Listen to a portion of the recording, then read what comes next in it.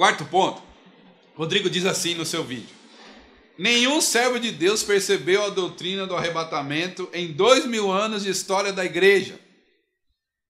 Errado. Jesus vai revelar para o apóstolo João, na carta escrita à igreja de Filadélfia: eu o guardarei da hora da provação que está para vir sobre todo o mundo. O termo grego guardar é teros. Esse termo significa tomar conta, guardar, preservar, reservar, manter. Ora, é óbvio que a palavra empregada, guardar, tem o seu significado, a guarda da integridade da coisa, e não o local onde ela deverá ser guardada. Pense bem, alguém mantém a carne guardada fora da geladeira para preservá-la? Para que ela não estrague? Ou aguarda na geladeira a fim de que ela não estrague e seja preservada? Guardar aqui significa exatamente o que o texto está dizendo. Vamos falar de revelações bíblicas através do apóstolo Paulo? Paulo disse que o arrebatamento era um mistério e revelou detalhes daquilo que lhe foi revelado.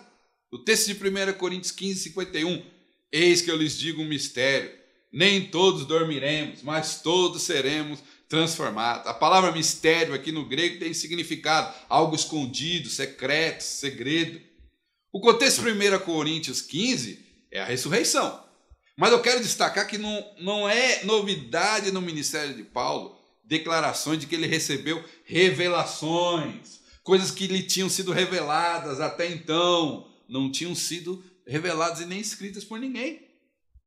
Vamos ver algumas aqui, rapidamente? 1 Coríntios 11, 23, o texto famoso e clássico da ceia, ele diz: eu recebi do Senhor, que também vos entreguei. Paulo afirma que o próprio Jesus que lhe explicou sobre a Santa Ceia. 1 Coríntios 15, 51 e 52, ele fala: eis que lhes digo um mistério, nem todos dormiremos, mas todos seremos transformados, no momento de um abrir e fechar de olhos. Ele fala aqui da ressurreição, a forma que a ressurreição vai se dar. Os que estiverem vivos e os mortos, na vinda do Senhor. Colossenses 1, 27, Paulo fala: a eles quis Deus dar a conhecer entre os gentios a gloriosa riqueza desse mistério, que é Cristo em vocês, a esperança da glória. Paulo aqui fala sobre o papel dos gentios na salvação. Efésios 3, 4 e 6, veja que interessante esse texto. Ao lerem isso, vocês poderão entender minha compreensão do mistério de Cristo. Esse mistério não foi dado a conhecer aos homens de outras gerações, mas agora foi revelado pelo Espírito aos santos apóstolos e profetas, a saber que mediante o evangelho os gentios são co-herdeiros com Israel, membros do mesmo corpo e co-participantes da promessa em Cristo Jesus. O texto é autoexplicativo. Tessalonicenses 1, 4, 15 e 17, dizemos a vocês pela palavra do Senhor, Paulo fala, que nós que estivermos vivos, que ficarmos até a vinda do Senhor, não precederemos o que dorme. E verso 17 ele vai falar: os que estivermos vivos seremos arrebatados juntamente com o Senhor nas nuvens e para o encontro do Senhor nos ares. Paulo afirma nesse texto que é pela palavra do Senhor. O que ele está dizendo são revelações de coisas que vão acontecer e não estão em nenhum outro texto das Escrituras do Antigo Testamento, porque eles foram reveladas pelo próprio Senhor Jesus. Lá em 2 Coríntios 12, Paulo fala sobre essa questão, que ele foi arrebatado, foi ao terceiro céu, teve revelações. Em Gálatas 1, 17, ele fala que foi para a Arábia e Damasco. Os historiadores afirmam, então, que foi nesse período da vida que Paulo teve essas revelações, esses 3 anos no deserto. Então, eu introduzi tudo isso para fazer uma pergunta. Aceitamos tantas revelações dadas ao Senhor para o apóstolo Paulo e temos elas como palavra de Deus, como textos canônicos. Por que Rodrigo deseja rejeitar e desprezar apenas os textos que Paulo fala sobre o arrebatamento? Será que Rodrigo crê que a Bíblia realmente é inerrante e infalível? Ou ele crê que ela apenas contém a palavra de Deus e não é a palavra de Deus na sua inteireza? Ele entende que alguns são revelações de Deus, e quando Paulo fala de arrebatamento secreto, não existe. Mas é Paulo, o mesmo Paulo que está recebendo a revelação. Estranho, você não acha? Outra pergunta. Se o apóstolo João e o apóstolo Paulo escreveram sobre o assunto, como eu demonstrei aqui, das duas uma. Ou eles não são servos de Deus, ou o Rodrigo está equivocado em sua interpretação, quando diz que nenhum servo de Deus falou de arrebatamento secreto nos 2000 anos de história. E o pior ainda é que ele traduz erroneamente uma palavra do grego koiné, na tentativa de dar autoridade às suas declarações. Quinto ponto, Rodrigo fala assim no seu vídeo. Deus livrou os seus servos dos juízos divinos, protegendo e não arrebatando. Errado. Aqui basicamente é uma ênfase numa interpretação própria dele, né? Não no que realmente o texto bíblico diz. Penso que isso seja uma desonestidade da parte do autor para frisar o seu ponto de vista. Há um ar de zombaria ainda. Ele cita uma conversa que teve com um pastor que ele respeita muito, como eu também o respeito. Mas ele diz assim, que Deus não arrebatou o povo em nenhuma dessas situações. Ele cita alguns textos que nós vamos citar aqui. Fazendo isso, Rodrigo mistura água e óleo, gente. Ele quer argumentar sua posição em textos que não falam nem sobre a igreja, nem sobre o arrebatamento, nem sobre a tribulação, nem sobre a volta de Cristo. Ou seja, ele usa os textos fora do contexto. Ainda assim, vamos analisar os textos rapidamente? Ele cita Noé.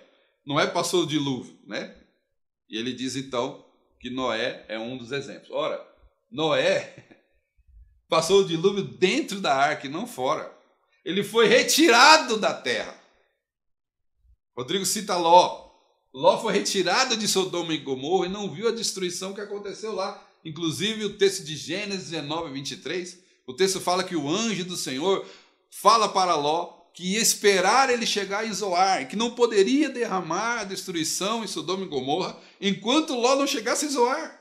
Rodrigo chega a dizer que Ló e sua família saíram correndo, desviando do fogo e da saraiva caindo em Sodoma e Gomorra, o que o texto bíblico não diz.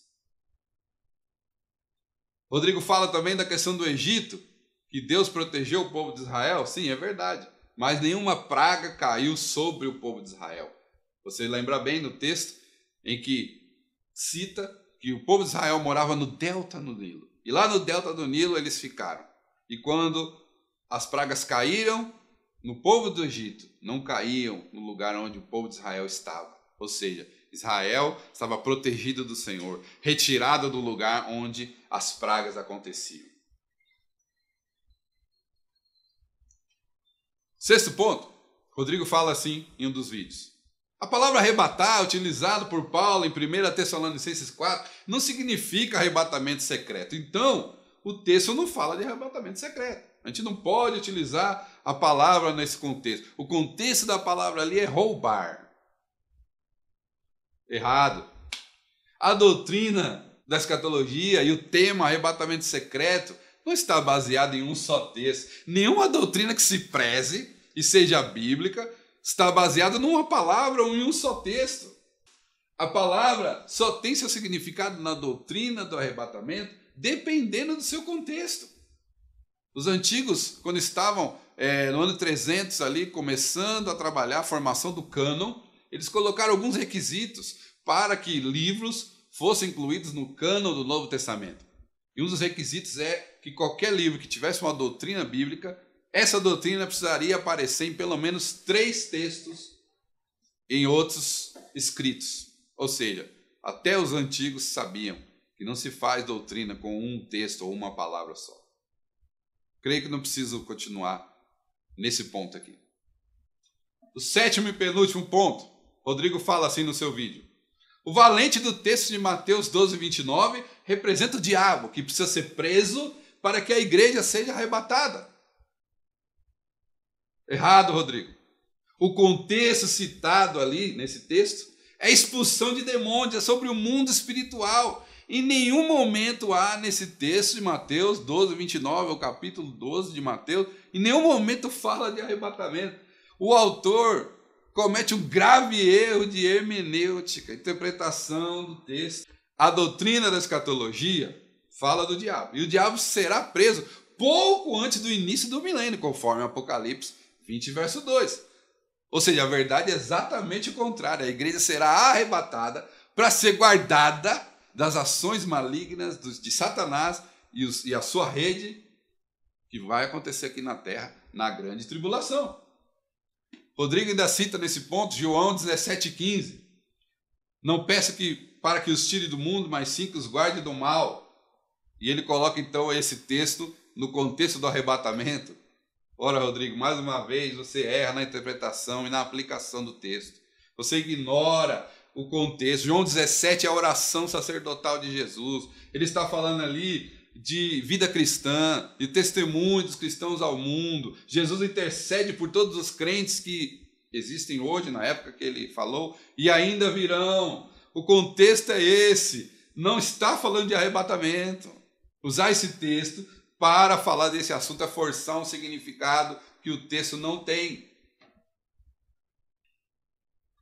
Último ponto, oitavo, que Rodrigo diz, e talvez o mais grave. Ele diz assim num dos trechos do vídeo: um será tomado e o outro será deixado. A expressão em Mateus 24.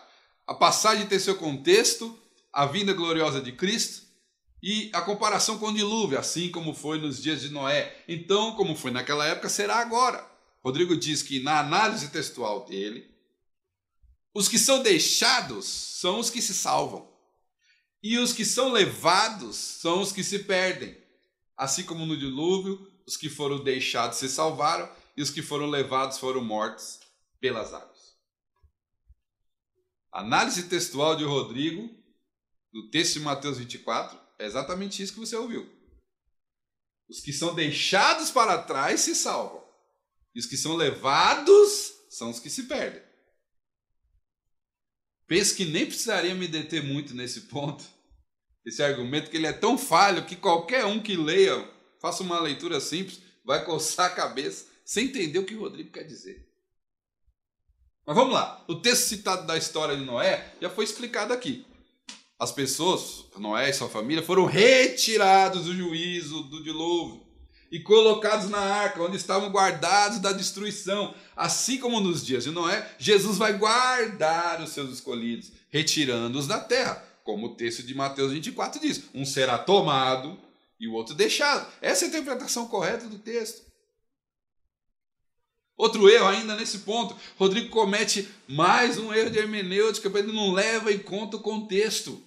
Se você vê o versículo 20 do mesmo texto de Mateus 24, está escrito assim, ó: orem para que a fuga de vocês não aconteça no inverno nem no sábado. Ora, se o contexto do capítulo está falando de fuga, olha a expressão, fuga de vocês, e sabemos que esse capítulo, Jesus está falando com seus discípulos. Logo, ele está enfatizando para os seus discípulos que eles devam desejar essa fuga. É claro, a representação aqui é a retirada do mundo. O contexto fala disso. E se entrarmos no grego, Rodrigo vai então distorcer o significado dos termos gregos. No texto original, na expressão será tomado, a palavra ali é paralambano. Paralambano significa tomar, levar consigo, associar a. E a palavra deixado é afieme, que significa deixar ir, abandonar, desistir. Então, literalmente, se a gente fosse usar os termos e significados literais, o texto ia ficar assim. Então, dois estão no campo, um se associará a alguém e o outro será abandonado. Está claro o significado, não está? Em nenhum desses aspectos, a tradução e o significado se assemelha ao que Rodrigo argumentou. Nem teológico, nem o contexto bíblico e nem no grego. Se afirmarmos a posição de Rodrigo nesse ponto, nós vamos cometer um grave erro de interpretação bíblica e tradução errônea do original grego. Eu quero concluir aqui, com todo respeito, mas eu preciso colocar uma questão que é de primeira ordem. Rodrigo é adventista. Com todo respeito à pessoa dos adventistas que estudam a palavra de Deus, eu preciso discordar do que ele diz. Não posso deixar de citar a parte histórica da sua igreja. A igreja adventista teve como líder William Miller, que concluiu que Cristo voltaria em 1843 ou 1844. Além dele, o grupo também foi liderado por James White e Ellen White. E eles concluíram que Miller estava certo em relação à data, mas errado em relação ao local. E segundo as suas crenças, no dia 22 de outubro de 1844, Cristo então iria voltar. Mas o dia se passou e Cristo não voltou. Eles entenderam então de uma forma diferente. Os adventistas entenderam que Cristo de fato purificou o santuário segundo a profecia de Daniel 8,14, porque o santuário não estava aqui na terra, estava lá no céu. Então Cristo não apareceu aqui na terra, não voltou, porque a terra não estava guardando o sábado, que deveria por causa dos mandamentos. E assim surgiu esse movimento, a Igreja Adventista do Sétimo Dia. Será que Rodrigo se esqueceu da base da sua igreja? A Igreja Adventista do Sétimo Dia só existe por causa dessa interpretação errônea da volta de Cristo. Eles marcaram datas e Cristo não voltou. Então passam a afirmar que secretamente Cristo, lá no santuário do céu, passou do lugar santo para o lugar santíssimo. E agora então ele expia os nossos pecados. Essa doutrina é chamada por eles de doutrina do juízo investigativo. Sem entrar no mérito, na falha da cristologia, da soteriologia dessa doutrina, pela visão cristã evangélica ortodoxa, é claro, eu quero entender uma coisa. Rodrigo nega o arrebatamento secreto, mas crê no juízo investigativo secreto, que ninguém viu acontecer e que não há menção nenhuma na Bíblia e nem base. Estranho, não é? Se ele nega o arrebatamento, será que nega também o milênio? Texto literal de Apocalipse 20, onde ali Jesus afirma, através do apóstolo João, que vai voltar e reinar 1000 anos nessa terra. Se ele faz isso, ele nega a base histórica da sua própria igreja, do seu movimento, e começou justamente pregando isso, a volta, o arrebatamento e o milênio. Então, como vamos tomar autoridade naquilo que Rodrigo está dizendo? Complicado, não acha? Cuidado, irmãos. Sejamos como os bereanos, que examinavam as escrituras até quando o apóstolo Paulo pregasse.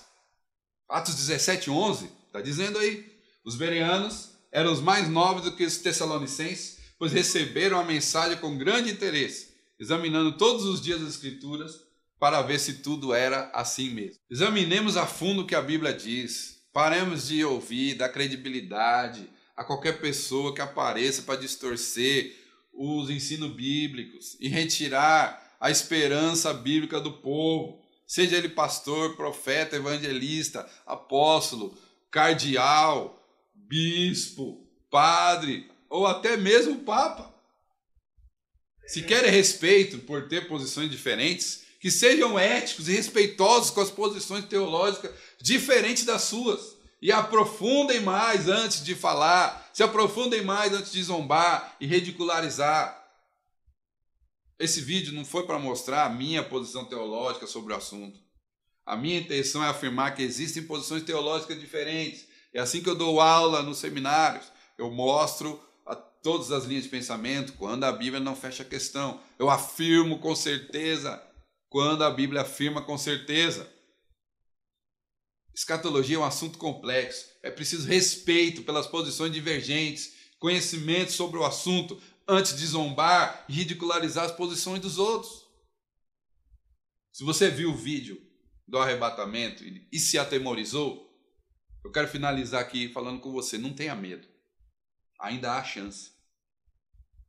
O apóstolo Paulo diz assim para o seu discípulo Timóteo: agora me está reservada a coroa da justiça, que o Senhor, justo juiz, me dará naquele dia, e não somente a mim, mas também a todos os que amam a sua vinda.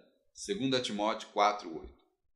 Se você ama a vinda do Senhor, aguarde-o. O arrebatamento vai acontecer logo, logo. Deixe Jesus entrar em seu coração. Receba a esperança de um novo lar celestial. Experimente o perdão para todos os seus pecados. Deus te abençoe. Fica na paz.